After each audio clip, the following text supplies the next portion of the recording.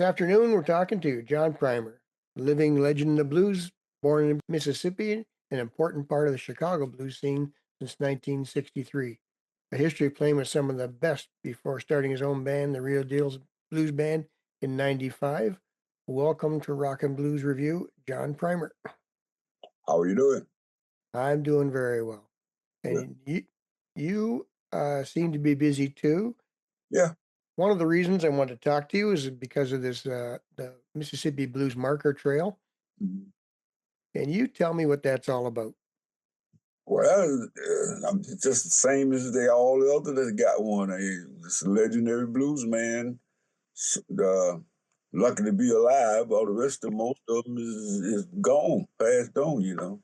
And so it's great for me to have it done for me in my hometown, Camden, Mississippi. So it means a lot to me, and it's all about that Mississippi. So I don't let people know where I'm from. Right. My hometown, they know, but got to do some of all the work I've been doing for the blues music. Yeah. Yeah. So Well, that's one of the questions I had is if it was going to hometown. Uh, because Mel Brown just had his up here in Canada because he did so much for the blues here. So they actually put one in Kitchener. mhm. So I was curious if yours was in your hometown. Yeah, it's in my hometown. Yeah. And how does it work? That you there has to be a fundraiser, and I know people can go to your website and they can contribute to putting these markers up. And how does it work? You have to raise funds yourself, or are you just helping Raise them? myself and for my fans and who all the people that donates. Yeah. Working to donate to help me out because uh, it's never happened to all the other people that got trail markers back in the day. They paid for it, I guess. I don't know how they were doing it, but I know that the guy they didn't have to pay. Why the one that passed on, they put trail marker, they couldn't pay because they passed. They're not alive. But see, Right.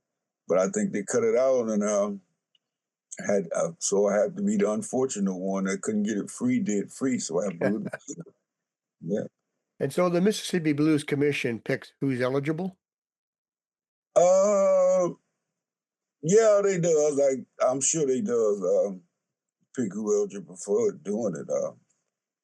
Right. You get a certain age and stuff like that, and what all you done did. Not just. I don't think just anybody. No. Anybody that's famous, a legend. No. So, and For I'm old. sure. I'm old enough to have one. Yeah, And young enough to still be going strong. you got that right. Yeah, it's still going strong. So that's what it's all about, man. Yeah, and It's, I know they're expanding it. Become quite a big deal now.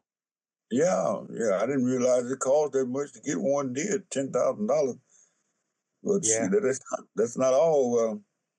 I got to go down there before they put it on the spot that I want to put it at. There's private owner land, and you got to talk to those people and see what they do it. I'm Right. sure they will. The mayor or something. Or I got the mayor John in Jackson, Mississippi. He was behind me 100% of doing it. Yeah, yeah, yeah. Right. Mhm. And I know they can go, like I said, to your website, so johnprimerblues.com, and I think it's on the news page. Yeah, And they can also find it on Facebook if they're interested. right. Now, uh, you were here at the Canal Bank Shuffle in 2016, Hmm. and that was the same year you got nominated for a Grammy. Yeah, So maybe we're good luck for you. yeah. Could be. Yeah. Good. I hope so. Yeah, So yeah, and that year we had you and Franzo Cannon and Bob yeah, Margolin. yeah, So that was quite the lineup. Now, now I've seen you. You've been collaborating with a lot of guys over the years. yeah. Besides the studio work and writing and getting together, do these festivals allow you an opportunity to reunite with these guys or find new people? I'm talking about you playing with them. Oh yeah, playing with Just that. just Yeah, making some friendships, maybe. Yeah, making friendship with those people, I'm not one of them most stuck-up guys, don't talk about it, I like to mingle with the crowd and talk to people and the musician, that I have a chance to talk to, yeah, Yeah, yeah. most of them do. We've had really good luck. I have to, and Yeah, actually, yeah, I've actually got. I don't know if you can see. That's uh-huh, that's one of your CDs that you signed to my wife and I when you were here. yeah, it's my first CD on my own label, all original CD on my own label, Blues House Production, yeah. You've got quite a few now. I got a few of them, yeah, now. Yeah, I got a few of them. In fact, you've got a lot of CDs and a lot of CDs you played on, and a lot that you've written songs. Yeah, there probably 200 or more, I done played on, other people's and stuff like that, Wolf Records, and I played on so many of them. I haven't kept up with the count. I think, I don't know, I got to be over 200 and something. Yeah, Yeah, yeah, that's big. yeah, Um, so I mentioned the Lifetime Achievement Award this year. So maybe we're good luck when you talk to us. yeah, You also had Traditional Blues Male Artist of the Year and yeah, Blues Album of the Year. yep, Uh, the awards are starting to pile up. Uh, yeah. do you Does that mean anything to you? Does it help? Yeah, this helps a lot. A whole lot means a lot when you win awards. You know, this helps a lot to help promote you. And people know that well, this guy winning all these awards, he got to be something. Doing something right with the music, with the blues and music and stuff. Yeah, Right. so this means a lot to me. Yeah, yeah, Well, that's the uh, important thing. I know it opens some doors, yeah. but Open a lot of doors for but me. then you got to deliver once you're there. Yeah, you got to deliver. And I do my best when I'm there. I does it. Yeah, I try. I do my best. So much Yeah. competition, so you have to just. That's why there's a lot of competition in playing blues and stuff, a different style. But for me, that's why I sticks to the original traditional blues style, but I play all other styles too. But I'm a blues man, and I don't, I want nobody call me a rock and roll or disco man, but I'm a soul man too. You can call me that soul man, a soul of a blues man, and so I stick to it. Keep it going, keep it real, keep it going, keep the music going, especially the blues. We need all the help we can with on the blues, the traditional blues. Well, just straight from the guitar and amplifier. No, no. I don't use all the gadget that they use on the floor. I don't use that. I don't have to use that to get to play. See, uh, I played traditional way, straight way, like it's supposed to be played, and so that's the way you do it. And the foot pedals don't help me do nothing. I don't can't get. I don't know how to work them. For one thing, I don't know how to work them. I don't want to know how to work those things. I started out years ago with Crybaby and a wah phase shifter. Crybaby was a wah pedal. I started out with that when I was at the house band at Teresa Lounge with Sammy Longhorn, Muddy Boy's old guitar player. And I was with them when I started working on it. I had this stuff. And he told me, say, hey, man, look, if you're going to play the blues, you don't need that. Because you want to sound with the blues, but you don't need those things there. Just don't play, throw them in the garbage. And so I stopped playing. I got rid of them. I stopped using them. Yeah. Yeah. Well, you don't need it. You don't need it. You mentioned Sammy Lawhorn there. Tell us about him because he's credited with getting you going a lot and quite often. Yeah, at Teresa Lounge, 7 years out there, the house band with Junior Wells, Sammy Longhorn. So he the one that kept me going with the traditional blues. And he just told me, he said, um, I'll be up there playing, he playing, and whoever come up and sing, whoever we got to sing to. He said, but all those guys sit in, the old legend guy. He said, well, you does a good job playing the rhythm. He said, but I want you to learn how to play lead too. I could play lead, but I want you to practice on that too. But just play. If you play that strong, good rhythm, so people that lead guitar, people not gonna be watching. him, they gonna be watching you. So he taught me that, and I got a sound that he gave me on my amplifier, so I still use the same sound and everything. That's why when you hear me play, you know it's me. So he was a great guy to work with. Sammy, good teacher. You know, most time, he's play one set, two sets, and he drunk the third set maybe. Sometimes the second set he get drunk halfway through there. He don't play, he just sit on the amp there. So I had to take over, and whoever there come up and take his place, and I played the rhythm guitar behind him. But they was good guys. They give me a solo. Sammy give me a solo too. He didn't help me hold me back. Right. Yeah. Now you play lead and rhythm and slide, Mhm. and you sing and you write. Do you have a favorite?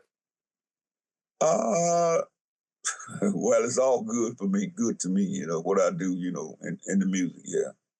So, uh, but I love the slide, and I love playing the rhythm. I love playing the lead stuff like that. But that's it's just no favor in that type of what I do. All of it, I love all of it. So I have the same feeling for all that music. Slide and rhythm guitar and lead guitar and sing. Yeah. Yeah, that's good. Now, you were just talking a minute ago about, playing traditional and keeping that. Now, Chicago Reader magazine said that you sustain the living heritage of the blues. Is that an important responsibility you've taken on? Do you? Well, hey, I'm familiar with it, and it's a responsibility, but it's not hard because I already know how to do it. So taking it on, I know how for me to get that recognition. I know what I did. I just kept it real, keep it real. That's all. So Yeah, it's a lot to me, and for other people, for the young generation to know where the straight real blues come from, how it was played, and and they see me play it, so don't see me with all that, like I said, the pillows and stuff like that. So I keep it real for the traditional, the young generation that coming up. They may not want to play it right now, but older they get, the more they get into it. Yeah. yeah, they seem to come back to it. Yeah, they'll come to it. Yeah, they get to it once they get it. Yeah. Now, Muddy Waters' biography talks about you when you came in and took over his band for a few years. And Bob Margolin had just left. Hmm. Was that a tough thing for you to do to come into that band? Nope. No, it was not, because that's Muddy Water with music was my favorite. Was my favorite blues guy. Because his music was easier to play than all the rest. Like, well, BB King was easy too, but because they played the same stuff. But Muddy Waters was the one that I learned how to play guitar, old blues guitar, listen to his music. I learned how to, from him, to play it that way, the way he played it traditional. Yeah. but So but you didn't feel any added pressure joining that band? no pressure at all. I already knew his music. I didn't have no problem because every time we rehearsed it, I would be singing it, so we can rehearse, so we can play it. But it wasn't. It was easy because Muddy, he didn't. He always played the same music all the time, and most every show he played the same song, and I knew all the songs. Wasn't no problem for me. Junior Wells, all them guys, anybody that came up played, or anybody that wanted me to play with him, I could play their music. BB King, Ever King, Freddie King, all those people, Lightning Hockton and Sonny Boy Williams. I learned how to play all that stuff. I can play with either one of them with no just like that. Just like now, I can do that now. I can play with anybody, no problem. Don't care what they playing. If they don't get too much, uh, get away from the traditional. I still know how to play it. Yeah, I Right. can. I always catch on. I was easy to catch on to music. Easy, no problem. So they talk about you, being born in Mississippi and, moving to Chicago in 63. But in order for you to learn all this, to be comfortable with all this, how did you do that in those years when you were so young? Well, like I said, I listen to it every day, every night. Every night, my mom and my stepfather. Well, he was my dad. I just called him my dad, but he was my stepfather. But he could play. He was a guitar player in Mississippi, but he wasn't playing anymore. So it was just something that I just kept playing it. I played music at night, and they had all the records and things and the blues. My my father, he loved blues, and my mom did too. So it was good. I'd be at night playing sometimes, studying. My mom had to go to work. Tell me, turn that thing off, boy. I gotta go work in the morning. So I go in there, okay, and I go turn it down real low and still play. Yeah. Yeah, so this how I kept it going. Yeah. Yeah. I don't think a lot of people realize how many hours, people like you spend, getting to where you are. Yeah, 80% of my time. Right. 80% or more. Yeah. I still do play guitar and play it at home. I got one set in the front room there. I pick it up and think of something, pick it up and learn something, play. I hear some playing on, and I learn that too. Right. Don't matter. But you're also, now you're credited with playing a lot of original and not sticking to the cliched songs. Right. Uh, is that something that you make sure you do all the time in live shows? Oh yeah, I play original stuff, and I play just come back to the original stuff that I learned from. I play some Muddy Water, Hollywood, whatever comes to my mind, I'm gonna play it. I don't go by no set list. I can't. I try to use a set list, but I do few off maybe a few songs, a new song off a set list. But then I shy away from it because on the set list don't give me no feeling. That's me. When you got a set list, you got to play that everything on that set list every night. But Right. I don't see. Right. I get away from the set list and play other stuff. Yeah, Right. play the blues. Play it. That's the way I do it. Yeah. Yeah. Well, I think that, it gives you an edge too, because a lot of the house bands in some of these famous places are Yeah. playing the same songs every night, and Yeah. and Sure. and I think the real blues fans don't really like that. They want to hear something different, something new. Yeah, yeah. They want to hear something new. But I'm always gonna come up with something new anytime. I don't just stick to it. But it's a few on there I do on every show. Because it's what I learned from. Like Muddy Waters, I make sure I'm gonna play some Muddy Waters, Howlin' with Jimmy Reed. Uh, I don't. I do some BB King stuff. Not a lot of them, because too many. A lot of people want to play like BB King. All his music, but that's good. I play his too to keep his traditional blues alive too. That's why you don't see me with no horns. I don't use horn. I call the horn that kind of blues, rhythm and blues. Uh, so I don't use horns. I got solo blues man. I put a horn on that. But furthermore, I don't use horns. I use harmonica player and a keyboard. Most time I use just four pieces, nothing for me and a harmonica player and the drum and the bass. But sometimes I use a keyboard too. I love a piano player, but right now, I can't afford to pay them many pieces, because I don't make that much money can afford to pay them, uh, and Yeah. so I give some when the money is right, and then I have me a keyboard player play with me. Yeah, yeah, Right. mhm. Do you still like touring? Yeah, yeah. I still like it. I still love it. Yeah, I still love it. I still go. No problem. Got to, got to do it. Got to Yeah. taking my music all over the world and everywhere. Now, back in 2015, you were at the 100th birthday tribute to Muddy Waters. Hmm. And I mean, at that show, there was you and Bob Margolin, James Cotton, Johnny Winter, Shamika Copeland, Billy Branch, Keb Mo, Gary Clark, Derek Trucks. I mean, that is quite a group of royalty to be in one I of the. know. Yeah, that was a great one. I didn't even know um, till the record came when they came out with the record, because the way we did it in the studio, they weren't all those people went on there, and then they went back and got them. They got those people to play on there too. Shamika Cove and all of them played on there. Now, when I heard it, I said, "Man, what is this? Why? What happened to me? But but I'm singing everything on there, but most all the guitar, playing is different people, playing. I got a few on there, I play rhythm and stuff on there, but it's a good CD for me to sing all the Muddy Waters original tunes that he read, not Willie Dixon. Yeah, but Yeah, Willie, all the other stuff, I have time to sing the stuff that Willie Dixon wrote with Muddy. Muddy singing chess records. So, yeah, yeah, yeah. yeah. That's a lot of players for one CD. I could see it in a live show, but to record it, yeah, that's quite a bit.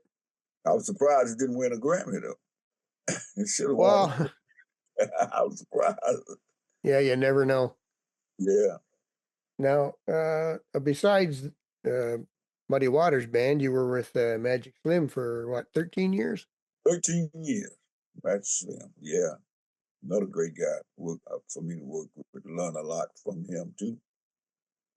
Yeah. What what made you decide it was time for your band? Um. Well, 1995. Uh, I got this guy came from Mike Vernon. Mike Vernon was the guy, and my manager was Paul Couch, and he knew Mike Vernon and all of them. Cause Mike Vernon, Eric Clapton, Skatefish, were all the people. So he came to me. Paul came and got me hooked up with Mike Vernon. So when I got with Mike Vernon, he was uh, great to work with him. And my CD was called All Original.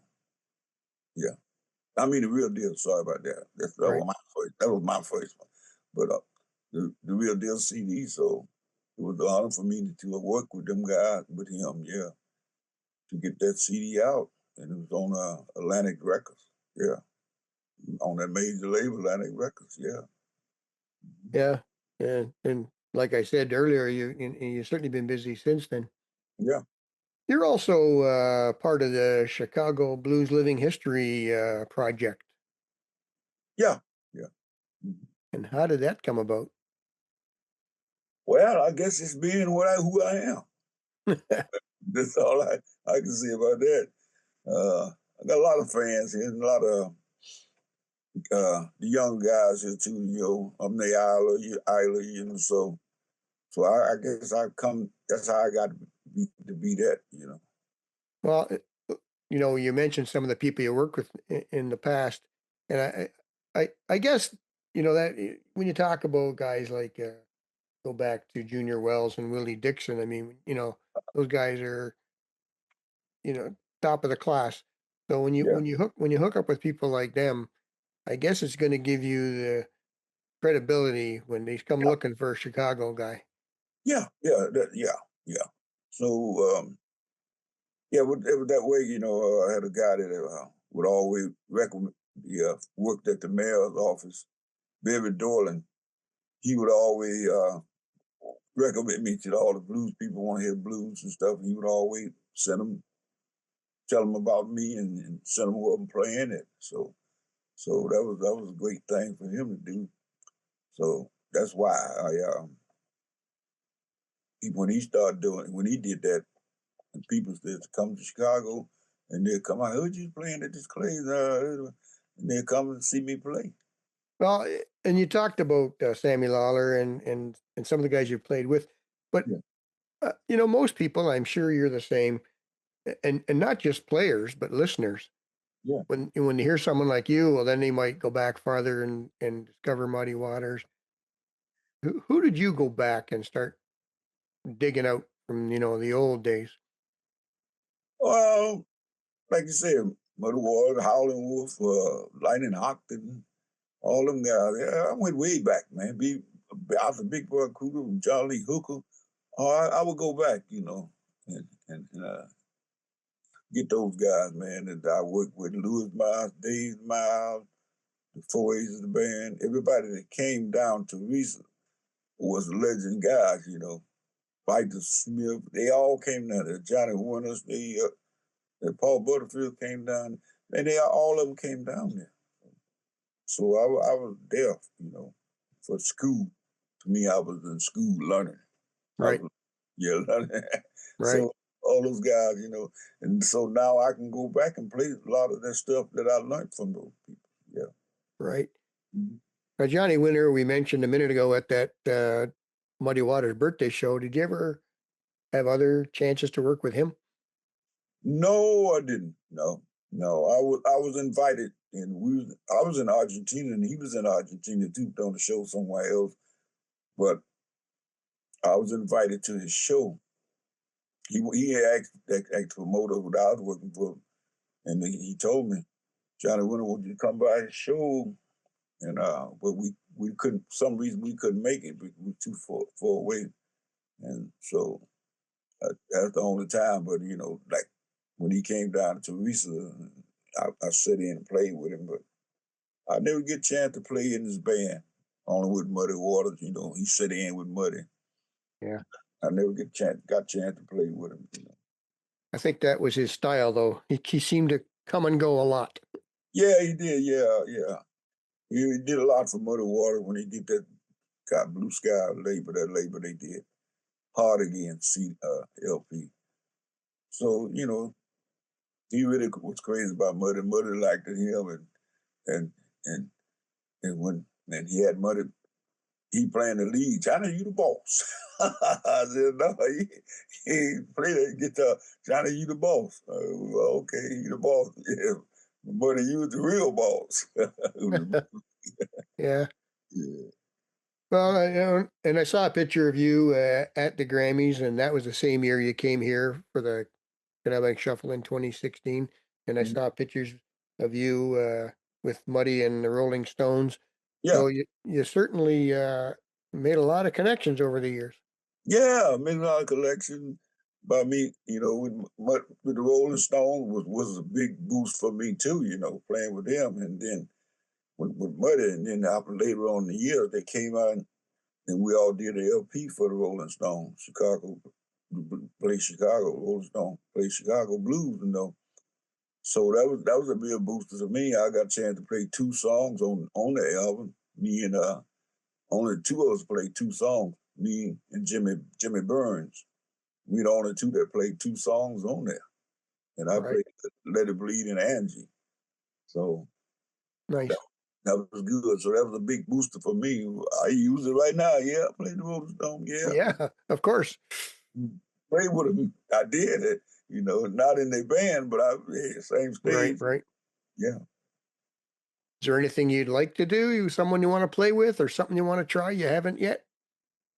Um, well, my biggest goal is to get back to meet Keith Richards and Mick Jagger, the Rolling Stone. That's my big issue now. Um, I would like to meet those guys. I haven't seen them or said nothing to them, talked to them since we did the Muddy Waters at the checkerboard, but a guy named all up. But I would like to meet those guys, man, just to talk to them and say how grateful they are and how they made the blues come back alive at Chess Records. Yeah, Right. they, they really did. Yeah, And and they're doing the last few years they've done some blues stuff again too. yeah, yeah. They still going.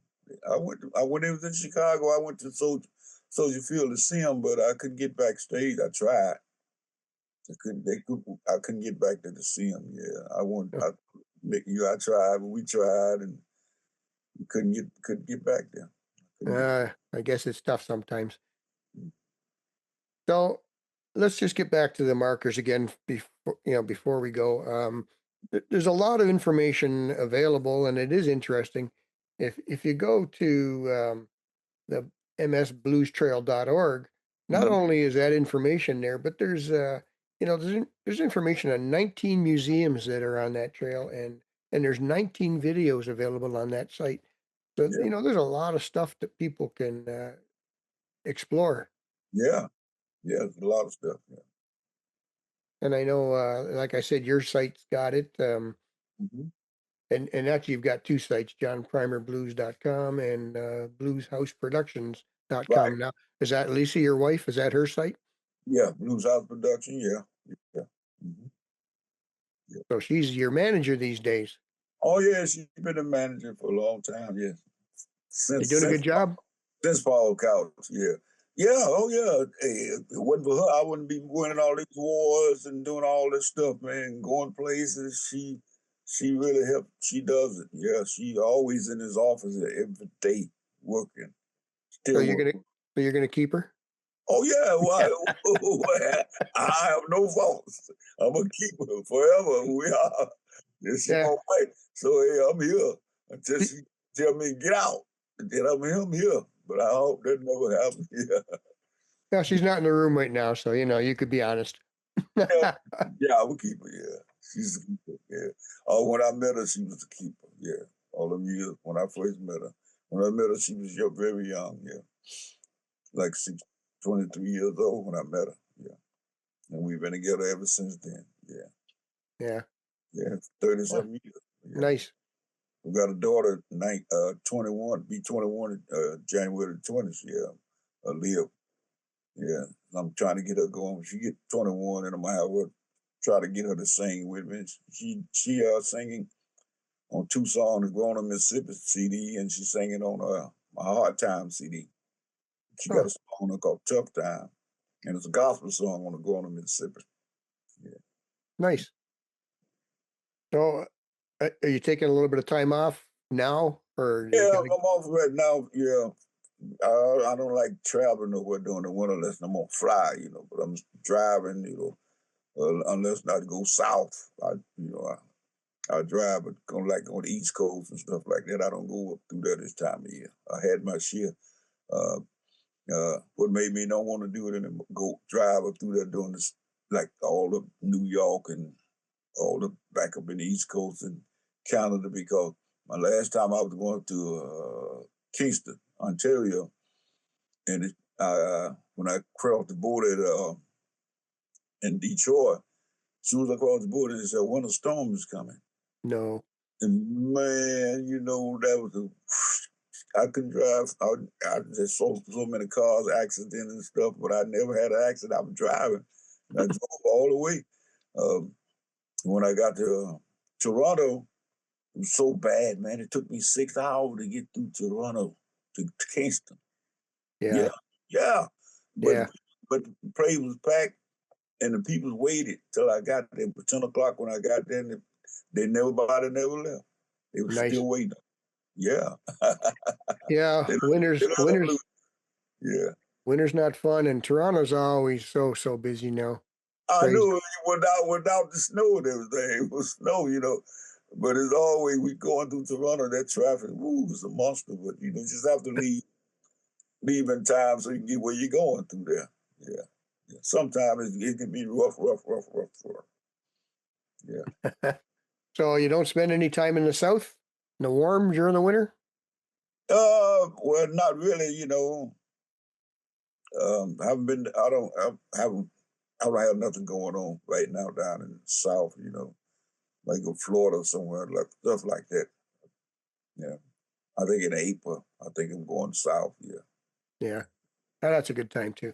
Mississippi and So, Florida. Yeah. Mhm. and then you start picking up the touring again when it gets warm. Oh yeah. Oh yeah. Definitely. Yeah. Yeah. Can't stop now. No, Too far Eh, gone to turn around. yeah, right. Well, I want to thank you for doing this, and I will let you go. And we will remind people that they can go on your site and on the Facebook site and find more about the Blues Marker Project. Sure. Um, and yeah, like you said, it is a big deal. And these are markers are not little things. They're Yeah. full of information. They're big. Yeah. Definitely. And I guess anybody up here locally who wants to see one can go over and see Mel Brown's over in Kitchener. They just put it up this past summer. Yeah. It's in Kitchener. Yeah. Yeah. Yeah. I know. Oh well, that'd be good. If I'm ever through that way, I would go check it out if I can. Yeah.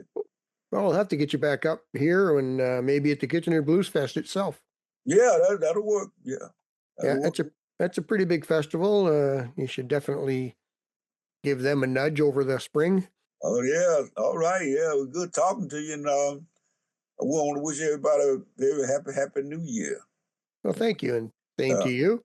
yeah. And And your wife there, she's back. Happy New Year to you too. Hi, Happy New Year. Thanks, Bob. All right, well. Thank you. Take care.